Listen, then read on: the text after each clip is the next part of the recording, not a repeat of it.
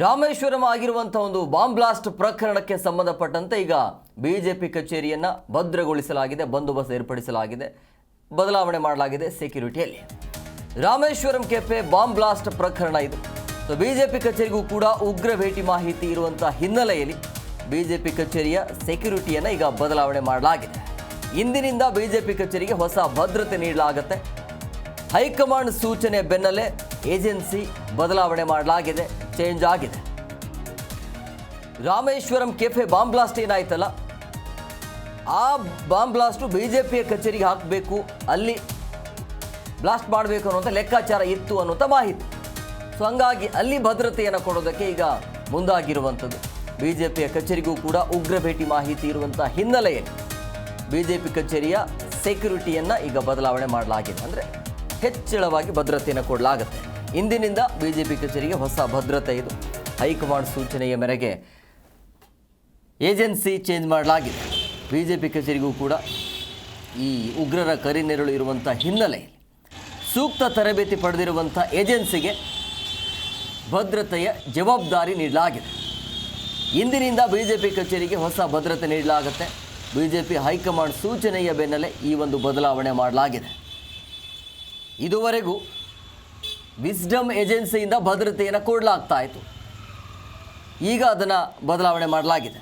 ಇಂದಿನಿಂದ SIS ಏಜೆನ್ಸಿಗೆ ಭದ್ರತೆಯ ಜವಾಬ್ದಾರಿ ನೀಡಲಾಗಿದೆ. ದೆಹಲಿ ಬಿಜೆಪಿ ಕಚೇರಿಗೂ ಕೂಡ ಇದೇ ಏಜೆನ್ಸಿಯಿಂದ ಭದ್ರತೆ ಕೊಡಲಾಗ್ತಾ ಇದೆ. ಸೊ ಈಗ ರಾಜ್ಯದಲ್ಲೂ ಕೂಡ ಅದೇ ಮುಂದುವರಿಯುತ್ತೆ. ಸೊ ಹಿಂದಿನವರೇ ನೋಡಿ, ಇಲ್ಲಿ ಹಿಂದಿಯವರೇ ಹೆಚ್ಚಿನ ಸಂಖ್ಯೆಯಲ್ಲಿ ಸೆಕ್ಯೂರಿಟಿಗಳಾಗಿದ್ದಾರೆ. ಸೊ ಪ್ರತಿಕ್ಷಣ ಎಚ್ಚರಿಕೆಯಿಂದ ಕೆಲಸ ನಿರ್ವಹಿಸುವಂತೆ ಸೂಚನೆ ನೀಡಲಾಗಿದೆ. ಹೆಚ್ಚಿನ ಭದ್ರತೆಯನ್ನು ಕೊಡಲಾಗುತ್ತೆ. ಈ ರಾಮೇಶ್ವರಂ ಕೆಫೆ ಬಾಂಬ್ ಬ್ಲಾಸ್ಟ್ ಏನಿದೆಯಲ್ಲ, ಆ ಬಾಂಬನ್ನು ಯಾವ ರೀತಿಯಾಗಿ ಬ್ಲಾಸ್ಟ್ ಮಾಡಿದ್ರಲ್ಲ, ಆ ಪ್ಲಾನ್ ಎಲ್ಲಿ ಇತ್ತು ಅಂತಂದರೆ ಈ ಒಂದು ಬಿಜೆಪಿ ಕಚೇರಿ ಏನಿದೆಯಲ್ಲ ಅಲ್ಲಿ ಹಾಕಬೇಕು ಅನ್ನೋಂಥ ಪ್ಲಾನ್ ಇತ್ತು. ಬಟ್ ಅದು ಆಗಲಿಲ್ಲ. ಹಾಗಾಗಿ ರಾಮೇಶ್ವರಂ ಕೆಫೆಯಲ್ಲಿ ಅದನ್ನು ಬ್ಲಾಸ್ಟ್ ಮಾಡಿದ್ರು.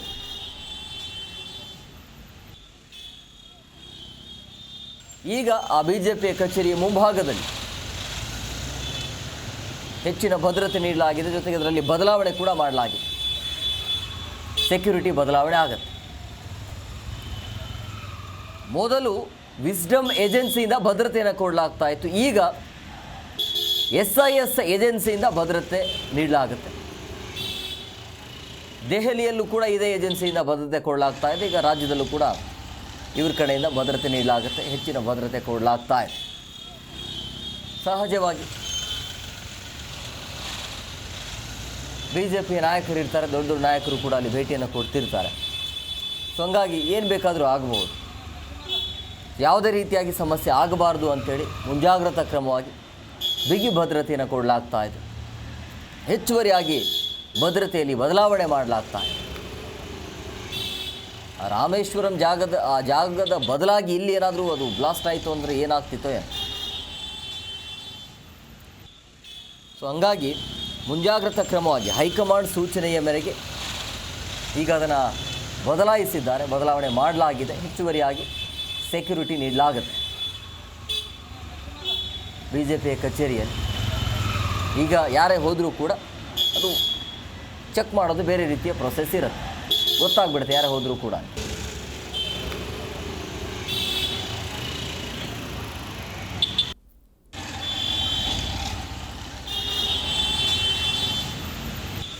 ಪ್ರಮುಖವಾಗಿ ಈಗ ಕೊಟ್ಟಿರುವಂಥ ಭದ್ರತೆ ಇದೆಯಲ್ಲ, ಹೆಚ್ಚಿನವರು ಹಿಂದಿಯವರೇ ಇದ್ದಾರೆ. ಸೊ ಅವರಿಗೆ ಸೂಚನೆ ಕೂಡ ಕೊಡಲಾಗುತ್ತೆ, ಪ್ರತಿಕ್ಷಣ ಎಚ್ಚರಿಕೆಯಿಂದ ಇರಬೇಕು ಅನ್ನೋದು.